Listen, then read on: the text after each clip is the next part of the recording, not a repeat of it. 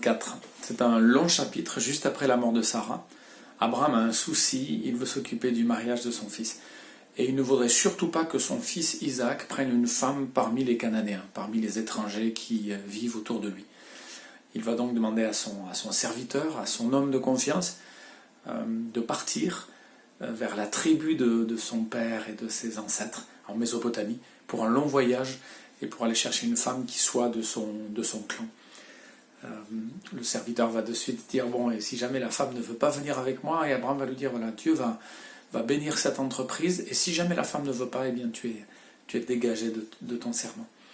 C'est l'histoire de Rebecca, cette jeune femme qui va donner à boire au serviteur lorsqu'il sera à côté du puits avec ses chameaux et tous les biens qu'il veut offrir, qui va donner à boire aux chameaux, et le serviteur qui a fait cette prière voit la réalisation des promesses de l'Éternel. Il y a ces petits épisodes aussi amusants. Laban, le frère de Rebecca, voit les anneaux d'or que le serviteur a offerts à Rebecca, et il va vite chercher cet homme. Il lui dit, tu es béni de l'Éternel. Certainement que là, Laban a des idées derrière la tête.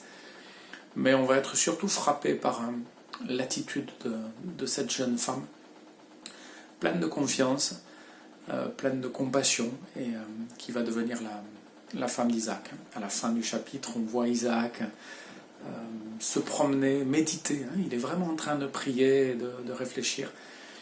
Et les chameaux arrivent avec Rebecca qui se voile quand elle comprend que c'est Isaac.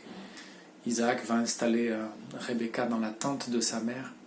Il va se marier avec elle et il va l'aimer. Et je voudrais terminer là-dessus, mais je trouve que c'est intéressant. C'est évidemment pas le mariage dont on rêverait aujourd'hui. Ça ressemble à un mariage arrangé.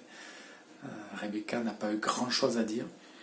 Mais après s'être marié avec elle, on nous dit qu'Isaac l'aima. Et ça nous donne aussi beaucoup d'espoir pour des mariages aussi qui ne sont peut-être pas des coups de foudre, mais qui peuvent être vraiment dans les plans de Dieu et qui peuvent faire naître beaucoup d'amour entre un homme et une femme. Voilà, c'est un mariage étonnant.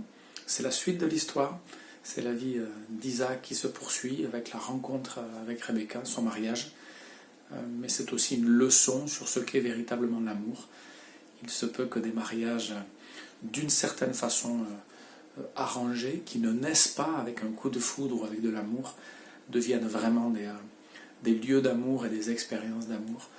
Et on va voir par la suite que même si, évidemment, comme beaucoup de patriarches et d'anciens, eh bien, Isaac et Rebecca vont commettre des erreurs, mais ils vont être animés l'un et l'autre de beaucoup d'amour entre eux et pour le Seigneur, le Dieu d'Abraham.